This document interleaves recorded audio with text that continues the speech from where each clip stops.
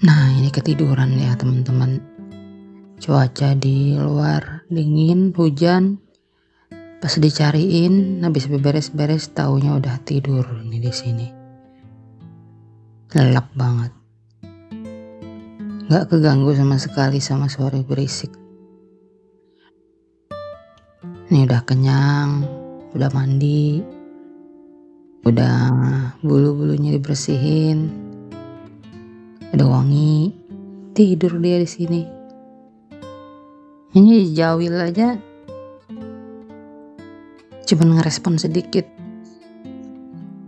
Lucu ya kalau ngeliatin dia lagi tidur kayak gini. Kayak gak peduli dengan sekitar gitu. Udah bulu sama dengan warna alas tempat tidur. Ini dijawil gini baru gerak. Melek dikit tapi tidur lagi. Katanya gak ganggu aja lagi asik-asik tidur. Ya beginilah teman-teman aktivitas di hari libur ketika cuti panjang. Ini bener-bener cuti bersama ini ceritanya.